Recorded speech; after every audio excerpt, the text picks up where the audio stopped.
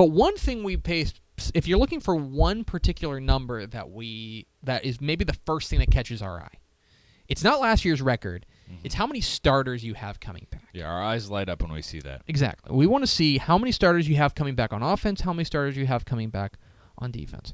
And so that's one of the questions that we ask on the questionnaire when we ask for coaches. That's how we get a lot of the nitty-gritty information. Here's one of them, see?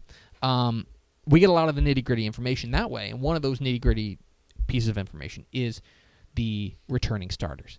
Now, giant caveat here. A lot of coaches measure returning starters differently. For sure. For example, there are some coaches that say, okay, if you didn't start 8 games for us, then you're not a returning starter. Right. You're a spot starter. You know what I mean?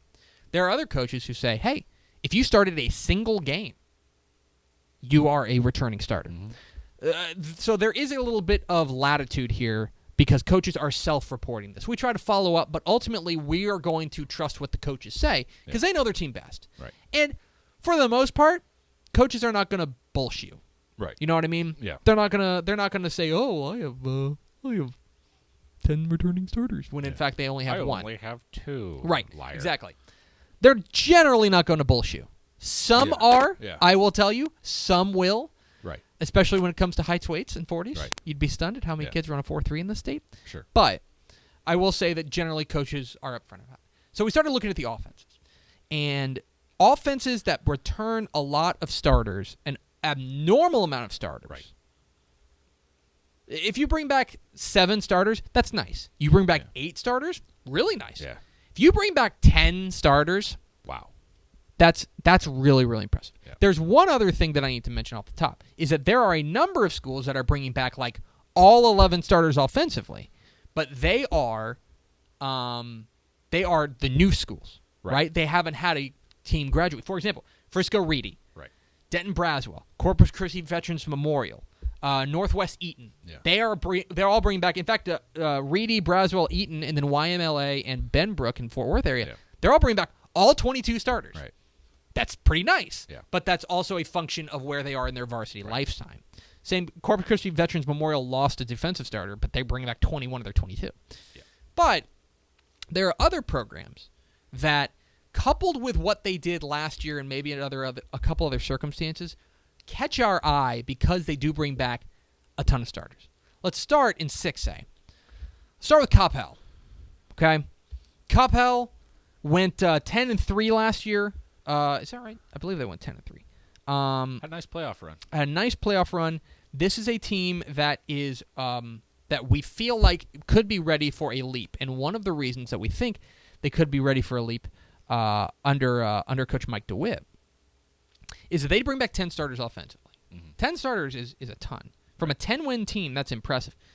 Right. When you go with Brady McBride, their quarterback, they got a wide receiver, Gabriel Lemons, Jonathan McGill, who's mainly a defensive guy, but he's also going to play wide receiver. A big offensive line. I believe they're bringing back their entire offensive line. Mike Ruth, Brian Dashner, Trevor Stange, and Luke Dvorak.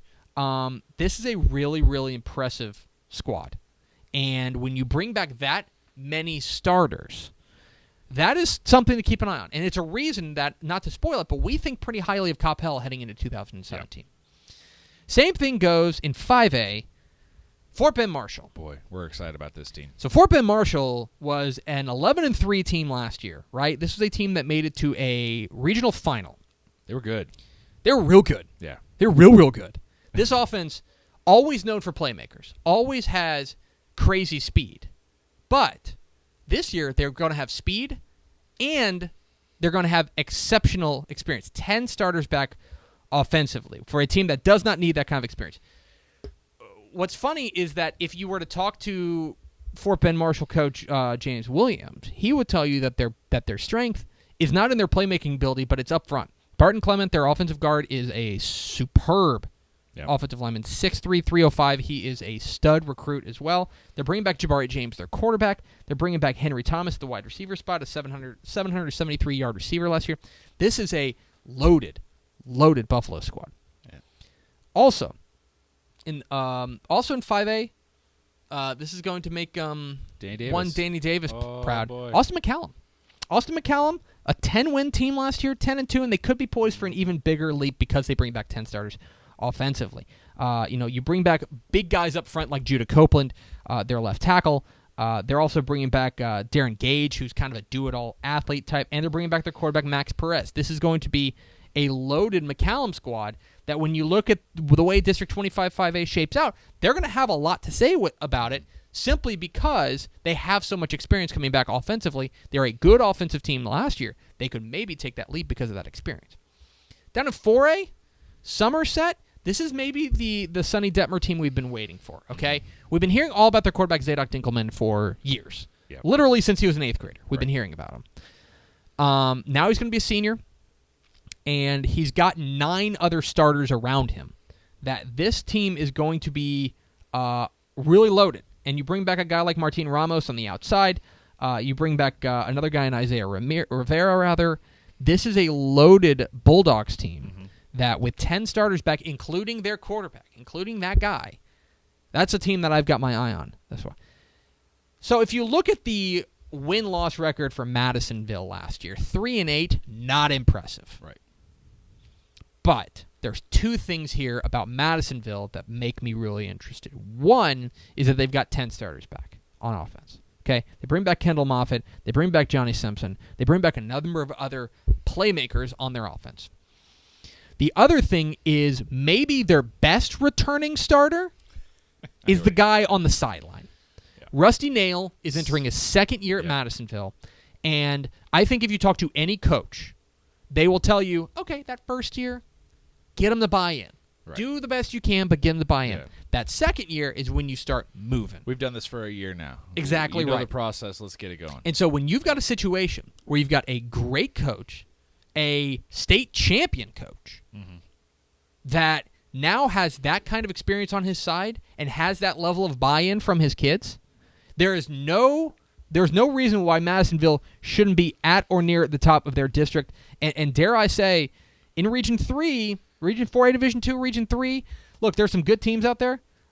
Western Shark, of course, is going to be there. But just keep an eye on Madisonville. If you're looking for a team to buy low on, that is a great team to buy low on heading into 2017.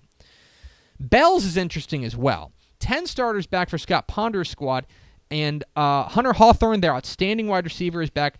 They bring back Brian Ponder, who threw for 3,800 yards last year. This is an explosive offense with 10 starters back. Last year, they were crazy offensively. If they can just have a little bit more defensively, and we'll get to that tomorrow. Oh, my gosh. Spoiler alert. Bells could be a real sleeper, I think, in 2A Division 1. I think Bells could be a real sleeper. Watch out for the Panthers. Another team, much like Fort Bend Marshall, history of putting out athletes, history of winning big, with a ton of offensive firepower back this year, Tenaha. 2A Division 2, Tenaha looks absolutely loaded on paper. 10 starters back offensively. CJ Horn, coach's kid, crazy numbers last year. Got a ton of other guys. Trey Gardner's a do-it-all type athlete. This is a loaded Tenaha squad. Really a good. Team you need to make yourself acquainted with. Because barring injury, and again, 2A is always a crapshoot because 1 or 2 injuries could really hurt you. That's a team to watch. Yeah. Tenaha is big time on my list of teams to watch. And finally, I want to draw your attention to another Buffaloes, Cross Plains. Cross Plains is a team that's been flying under the radar past few years, but they've been gradually building. They went 8-4 last year. Coach Daniel Purvis is entering his 7th year there with the Buffaloes, and this team brings 10 starters back offensively, including a 1,500-yard rusher in Creed Godey. They're bringing back their center. They're bringing back a number of other big-time offensive weapons. Cross Plains is a team to watch. I'm not picking them to win a state championship right now, but I will tell you that with that kind of offensive firepower back, 10 starters offensively, Cross Plains is a team to watch. Those are teams that I've got my eye on simply because of the number of offensive starters they've got coming back. Tomorrow, we're going to do defensive starters, and one of the teams that we already mentioned is on that list. I know who it is. We'll get into that tomorrow.